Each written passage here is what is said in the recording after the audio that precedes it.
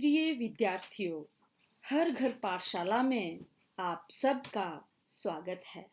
आज मैं नीलम देवी, प्रवक्ता हिंदी, आपके लिए आपकी 11वीं कक्षा की ऐच्छिक हिंदी की पाठ्य पुस्तक अंतरा भाग 1 काव्य खंड में से सुदामा पांडे धूमिल द्वारा विरचित कविता घर में वापसी की सप्रसंग व्याख्या और प्रश्नोत्तर लेकर उपस्थित हुई हूँ। सुदामा पांडे धूमिल साठोत्तरी हिंदी कविता में एक जाना पहचाना नाम है। साठोत्तरी कविता हिंदी साहित्य के इतिहास के अंतर्गत सन 1960 ईस्वी के बाद लिखी गई कविता मुख्यतः साठोत्तरी कविता के नाम से जानी जाती हैं। ग्रामीण संस्कार के इस कवि का जीवन अत्यंत संघर्ष में रहा। आओ देखें घर में वापसी कविता में कवि धूमिल जी क्या कहते हैं। प्यारे बच्चों, पाठ्य पुस्तक में दी हुई कविता घर में वापसी यह धूमिल की एक प्रमुख कविता है, जिसमें गरीबी से संघर्षरत परिवार की व्यथा कथा है। मनुष्य संसार की भागम भाग भरे जीवन से राहत पाने के लिए स्नेह, ममत्व, अपनत्व और सुरक्षा भरे माहौल में घर बनाता है और उसमें रहता है। पर बच्चों, यहाँ विडंबना यह है कि तमाम रिश्ते नातों, स्नेह और अपनत्व के बीच गरीबी की दीवार खड़ी है। गरीबी से लड़ते लड़ते अब इतनी भी ताकत नहीं रही कि रिश्तों में ऊर्जा का संचार पैदा करने हेतु कोई चाबी बनाई जा सके और इस जटिल ताले को खोला जा सके। कविता में एक ऐसे घर की आकांक्षा है जहां गरीबी दीवार की तरह बाधक ना हो। माँ, पिता, बेटी, पत्नी आदि का स्नेहिल वातावरण हो, ताकि जीवन संघर्ष में घर का सुख प्राप्त हो सके। तो आओ बच्चों, देखें घर में वापसी कविता का पद्यांश। मेरे घर में 5 जोड़ी आंखें हैं। माँ की आंखें पड़ाव से पहले ही तीर्थ यात्रा की बस के 2 पंचर पहिए हैं। तो बच्चों, पद्यांश की व्याख्या करने से पहले हम देखेंगे कि इसका प्रसंग हमने कैसे लिखना है।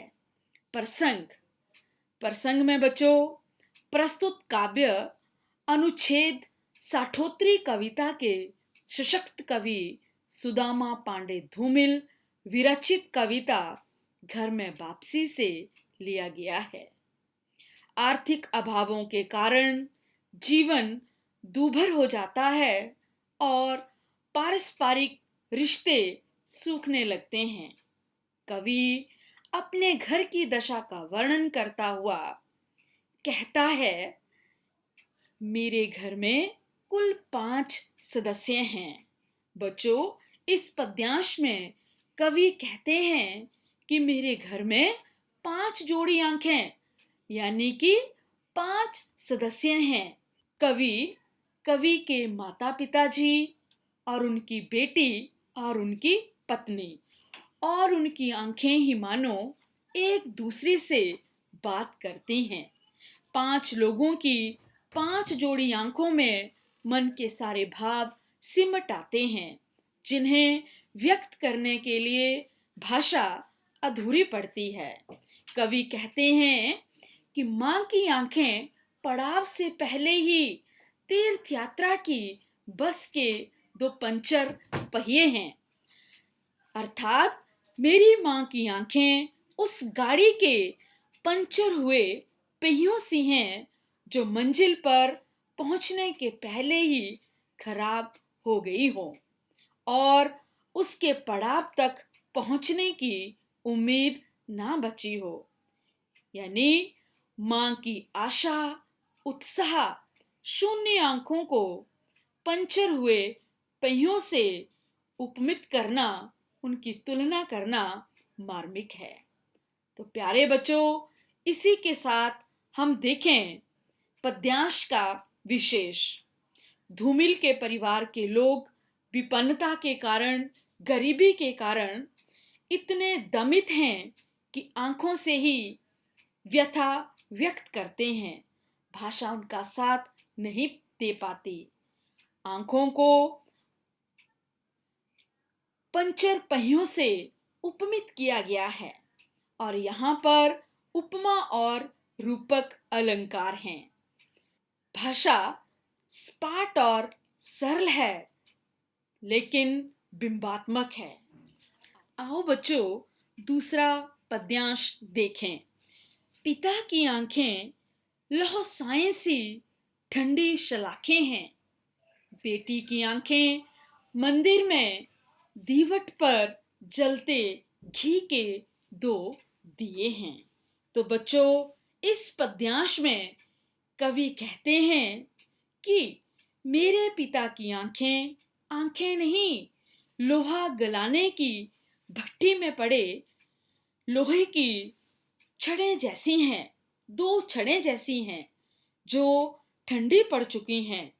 कहने का भाव यह है कि पिता की ठंडी भावहीन आंखों में भी कोई उत्साह या उमंग कवि को दिखाई नहीं पड़ती। कवि को लगता है कि सिर्फ उसकी बेटी की आंखें, उसकी बेटी की ही आंखों में चमक है। कवि कहते हैं कि बेटी की आंखें मंदिर में रखे दीवट पर रखे शुद्ध घी के दो जलते हुए दीपक हैं। यानी कि बेटी की नजरों की अबोधता, भोलापन और स्वच्छता इस कथन से झलकती है।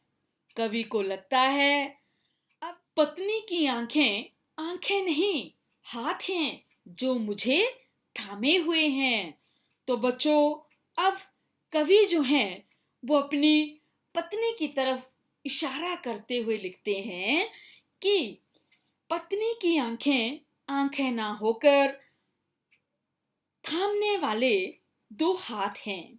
कवि को उन आंखों में हर समय, यानी कि अपनी पत्नी की आंखों में हर समय विश्वास, सहारा देने की इच्छा दिखाई पड़ती है।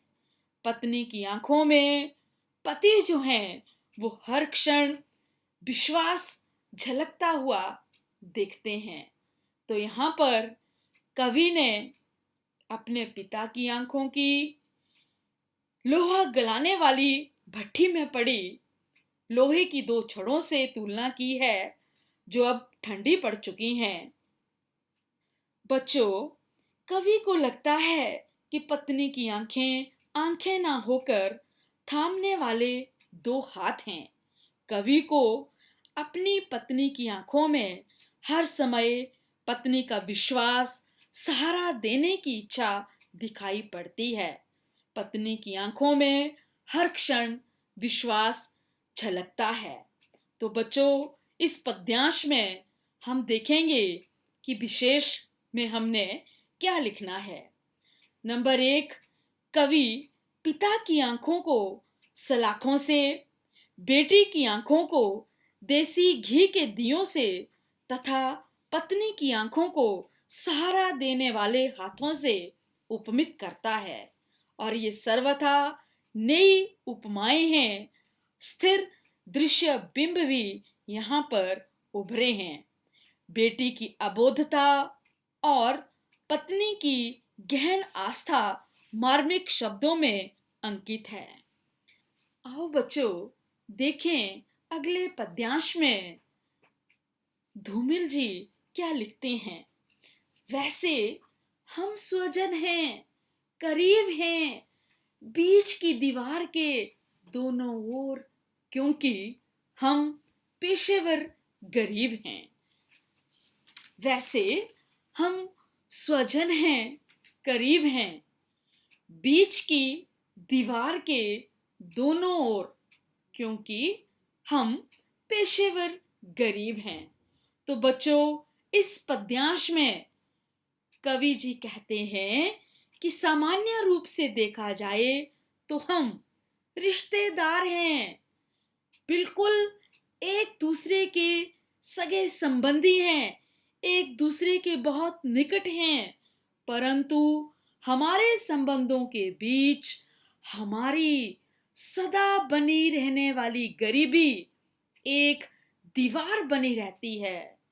हम सब मानो उस दीवार के दोनों ओर कैद रहते हैं और चाहकर भी एक दूसरे के निकट नहीं आ पाते, एक दूसरे की सहायता नहीं कर पाते।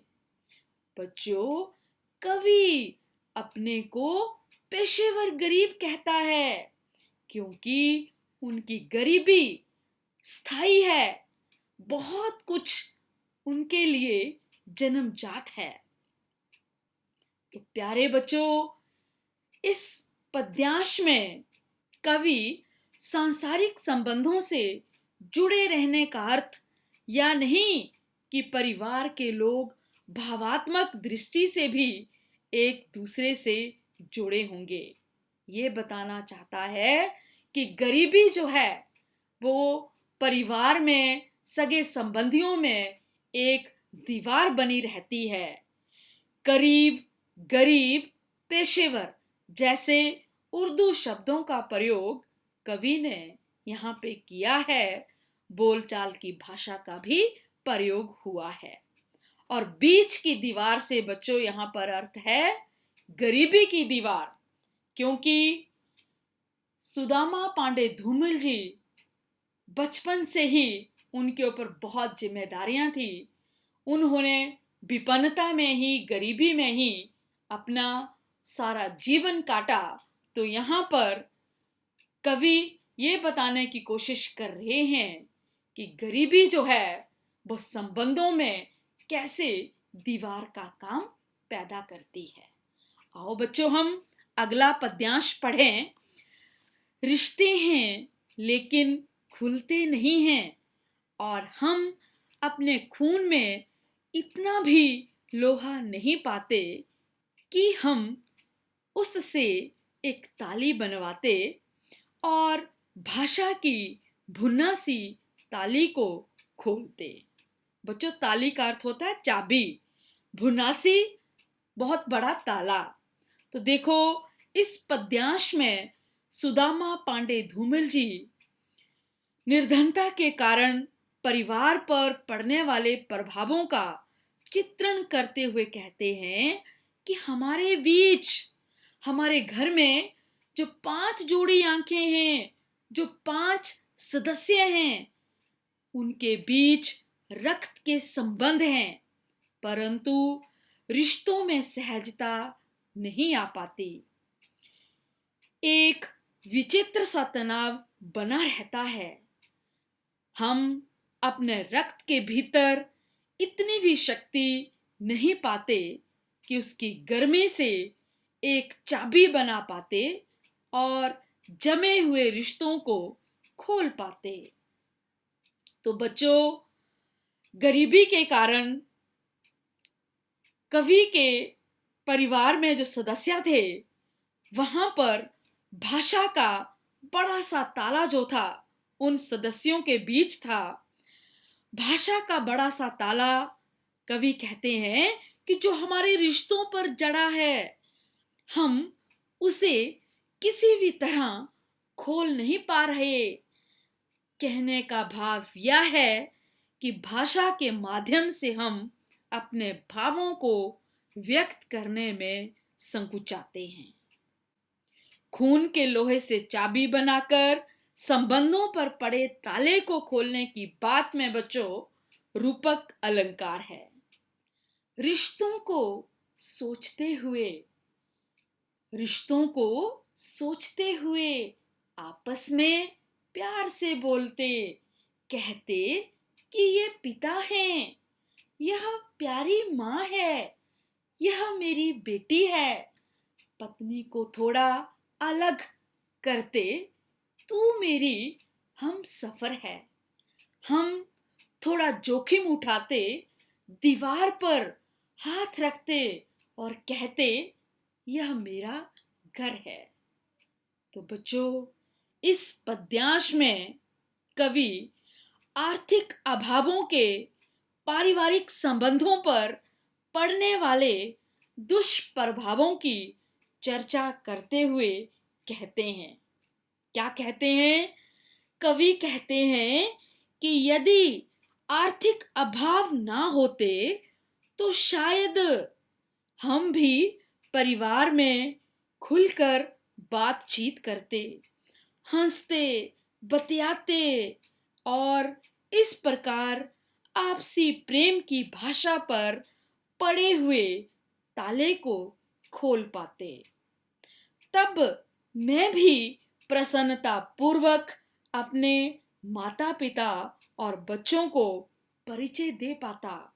देखो बच्चों, यहाँ पर कवि कहते हैं कि अगर मैं गरीब नहीं होता, हमारे घर की गरीबी वाली हालत ना होती, तो मैं भी अपने माता पिता को, अपने बच्चों को बड़े प्यार से उनके साथ बातचीत कर सकता, उनको अपना परिचय दे पाता। पत्नी का परिचय कुछ अलग ढंग से देता हुआ कहता है, वह मेरी जीवन संगिनी है। और फिर कुछ खतरा उठाते हुए, अभावों की दीवार को पार करते हुए गर्व से कहते हैं कि इन सब लोगों से मिलकर जो बनता है वही हमारा घर है, वही हमारा घर है। आर्थिक अभाव रिश्तों को खोखला कर देते हैं। तो प्यारे बच्चों, रिश्तों की पहचान आर्थिक अभावों के कारण खो जाती है और घर में तनाव और खींच सी रह जाती है। घर में वापस आने का अर्थ है रिश्तों को पुनः स्वीकृति देना, अभावों से लड़कर रिश्तों को सजीव करना। तो इस तरह से बच्चों, ये थी सुदामा पांडे धूमिल जी द्वारा विरचित कविता के प्रसंग, व्याख्या और विशेष। तो आइए बच्चों, हम अब कविता से संबंधित कुछ प्रश्न देखें। पहला प्रश्न है, घर एक परिवार है, परिवार में 5 सदस्य हैं, किंतु 5 सदस्य नहीं, कवि उन्हें 5 जोड़ी आंखें मानता है, क्यों? तो बच्चों, इसका उत्तर, कवि परिवार के 5 सदस्यों को सदस्य या प्राणी ना मानकर 5 जोड़ी आंखें मानता है, क्योंकि अभावों के कारण, विपन्नता के कारण, गरीबी के कारण कोई एक दूसरे से मन की बात नहीं कह पाता। परिवार के लोगों की आंखों से ही उनके हृदय की विवशता का पता चलता है। मां की आंखें फटे टायर सी, पंक्चर टायर सी निर्जीव, पिता की आंखें बुझी भट्टी में पड़ी लोहे की छड़ों सी, बेटी की आंखें मंदिर में जलते, लगातार जलते घी के दिए सी, और पत्नी की आंखें सहारा देते हाथों सी लगती हैं। कवि भी विवश आंखों से अपने परिवार के सदस्यों को देखता है, परंतु वह उन्हें दिलासा नहीं दे पाता।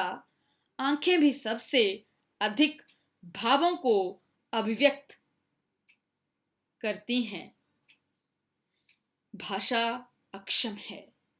तो दूसरा प्रश्न, पत्नी की आंखें आंखें नहीं, हाथ हैं जो मुझे थामे हुए हैं, से कवि का क्या अभिप्राय है? तो बच्चों, इस उत्तर में हम लिखेंगे कवि के कहने का तात्पर्य यह है कि जब वह अपनी पत्नी की ओर देखता है तो वह उसकी विवशता को समझती प्रतीत होती है और आंखों ही आंखों में सहारा देती है, आश्वासन देती है। पत्नी हर स्थिति में अपने पति का साथ देने का विश्वास दिलाती है। आओ बच्चों, तीसरा प्रश्न देखें। वैसे हम स्वजन हैं, करीब हैं, क्योंकि हम पेशेवर गरीब हैं से कवि का क्या आशय है? अगर अमीर होते तो क्या स्वजन और करीब नहीं होते? तो बच्चों, इन पंक्तियों के माध्यम से कवि कहना चाहते हैं, कवि वैसे शब्द का प्रयोग करते हुए स्पष्ट करता है कि संसार की नजरों में रक्त के रिश्तों के कारण वे एक दूसरे के संबंधी हैं, एक दूसरे के नजदीकी हैं, परंतु यह संबंध, यह नजदीकी वैसी नहीं जैसी होनी चाहिए, क्योंकि आर्थिक अभावों की दीवार संबंधों के आड़े आती है। यदि कवि अमीर होता, आर्थिक अभावों ने परिवार को विवश ना किया होता, तो निश्चय ही वे एक दूसरे से अधिक निकट होते।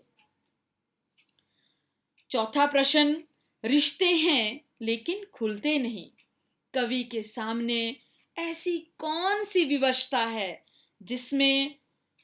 जिससे आपसी रिश्ते भी नहीं खुलते? तो बच्चों, इस प्रश्न का उत्तर कवि का ये कथन कि रिश्ते तो हैं परंतु वे खुलते नहीं हैं, इस बात का सूचक है कि आर्थिक मजबूरियों ने सभी सदस्यों को तनावग्रस्त कर दिया है और वे खुलकर अपनी बात एक दूसरे से नहीं कर पाते। भाषा का बड़ा सा ताला खोलने के लिए जो आंतरिक उत्साह, प्रेम और उमंग की चाबी चाहिए, वह आर्थिक अभावों के कारण खो गई प्रतीत होती है। तो बच्चों, कवि की विवशता आर्थिक ही अधिक प्रतीत होती है।